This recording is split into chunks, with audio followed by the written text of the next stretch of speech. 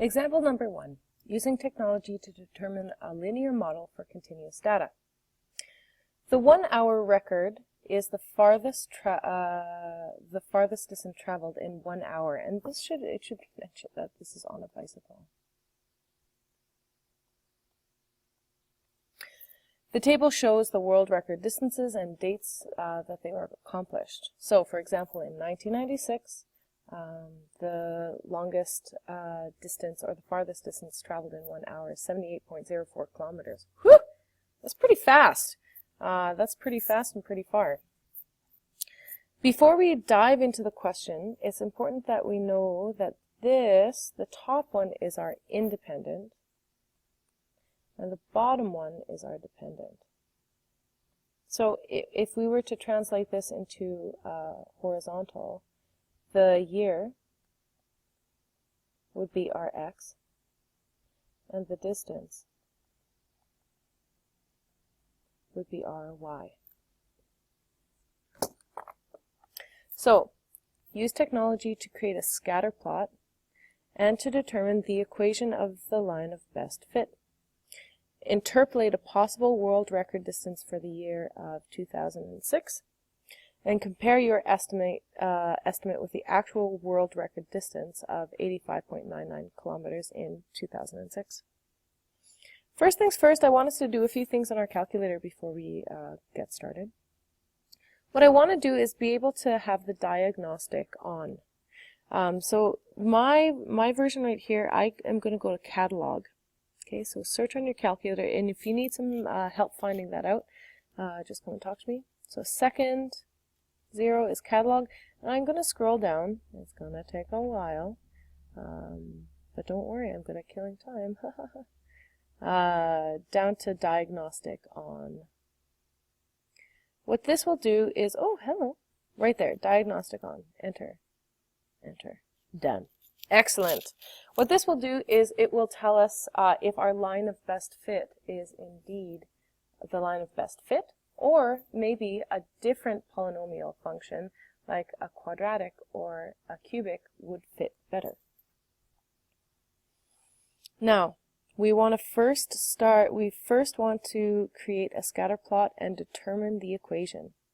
So what it's asking for us to here is input data into the table and use regression to find the equation.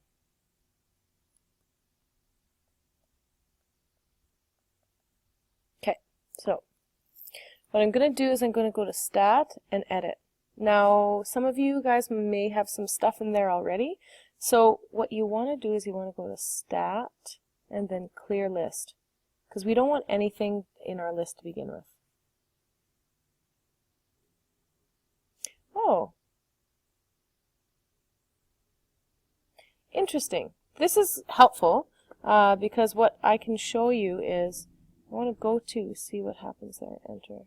Interesting. So we've hit a bit of a roadblock, which is going to happen a lot with your data tables. So I'm just going to quit this, okay?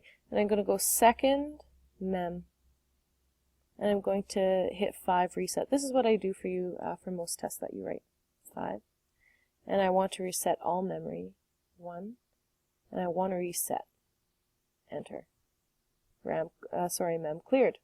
So when I go back into my stat and I go edit, there's nothing in there, which is fabulous. So that's an important troubleshooting thing for you to be able to do, because it's a real pain in the butt when you feel like you can't move on. You can't move on with a question because your calculator isn't working quite right. So what I'm going to do is just type in all of this. Here, just type in all of these. So this is our independent, so this is going to be on our first one. So I'm going to hit 1996, enter. Now I'm kind of squishing off the screen a little bit here. 1996, enter, and then my next number here is 1998, enter, 1999, Party Like It, 2002, 2003, 2004, 2007, 2008, and last but not the least, I know behind here it's 2009. Awesome. So we have all of our independent. Let's type in our dependent. 78.04, enter. 79.14, enter. 81.16, enter. 82.60, enter. 83.72, enter. Oh, let's go back to it. What did I do wrong? Ah, look at that. I made a little bit of a typo. Now, you're going to experience lots of typos. In fact, you're going to have to go back and reread your lists once you've typed them in, because chances are you'll type something in wrong. You won't get the same equations as me. You're going to feel frustrated. 2008 is 87.12. Whew, getting faster and faster. And last but not least, the last one is 90.60, enter. Okay, cool. Now at the end of the day, my last data point for independent matches up with my last data point for independent, so that makes me real happy. So let's see the graph of this thing. What? I don't see it. Don't panic. It just means we need to change our window settings. Now, I know that my independent goes from 1996 to 2009. So I'm going to clear, and I'm going to say that my X min is going to be 1950. My X max is going to be 2050. This is just because I know what the maximum and minimum for my independent are. My maximum for my Y is going to be about, the minimum is going to be 78. So if I go 70 being my Y min, and I'm going to go up to 100 for my Y max, and I'm going to hit graph. Let's see. Oh, now here's another troubleshooting question. Have I put my scatter plot on? Ah, I have not put my scatter plot on. So I'm going to turn that on. I'm going to see the graph. Ah, there are my points. So here is what we have put in our table. These are directly connected to what we have typed into this table. What we want to do now is we've created our scatter plot. No problem. So now we want to determine the equation of best fit. So what I want to do is I want to quit this stuff. I want to go to stat. So let's just write down our steps here. So for equation,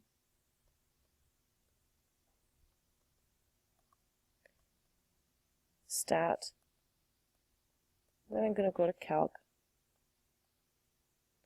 then I'm going to go to lin reg, ax plus b, that version of it. So I'm going to go to stat, calc, go down to lin reg, ax plus b, enter. Then I'm going to hit vars. Okay.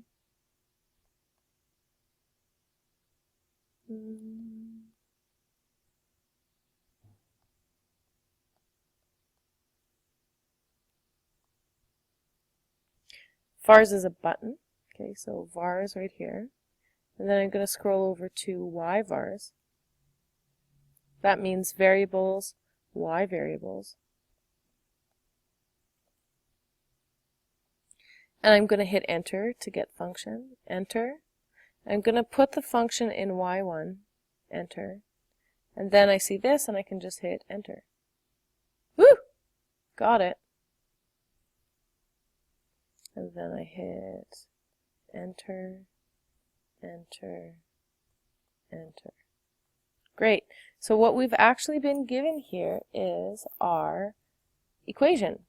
y equals ax plus b, and then they give us what our a value is, and they give us what our b value is. Now we want to do it to, we want to round properly to 3 decimal places.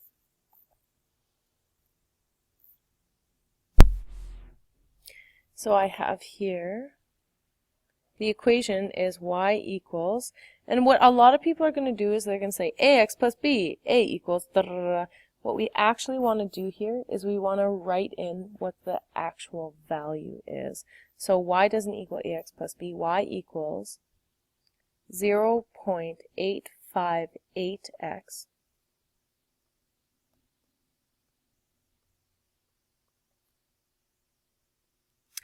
plus b, which is negative 1,635. Okay, so then it doesn't become plus, it becomes minus 1,635.732. This right here is our equation. This is what we're looking for. So what we want to do next is interpolate for the year 2006. So if we're thinking about it, if we're given an independent, if we're given the year, what we can use is value. So I'm going to, oh, and another thing that's important, if I go to my graph, look at that, the line is drawn straight through. That's because of the y vars, enter, enter, enter, is actually entered in your formula right there, which is perfect. You didn't have to do anything else. So what we want to do is we want to figure out, using this, if we look on the x value and say, okay, 2006, what would it be according to the line? We're going to be given the independent. So we want to use second trace value. Sometimes we're going to be given the dependent, then we're going to have to use a different method. But if you're given an independent, use second trace value.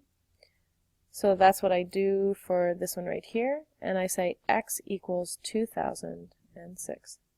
So I go here, I go second trace value, and we're saying in the year 2006. And it comes back with the value of 86.38. Because we need to, 86.379, because we want to get it to 3 decimal places and properly round.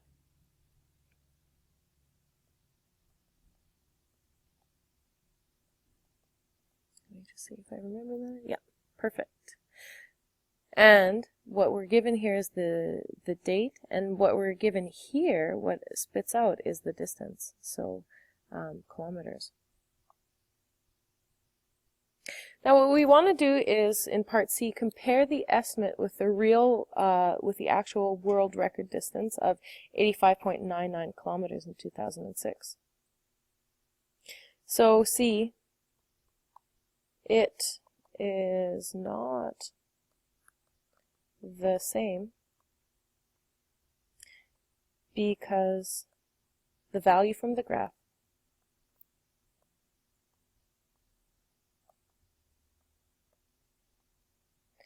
is based on a trend in the data, whereas 85.99 kilometers is an actual piece of data. Real world data. It's important to realize that the lines that the linear regressions that we're doing, the linear regressions that we are dealing with are just based on trends. It's not actual real life data.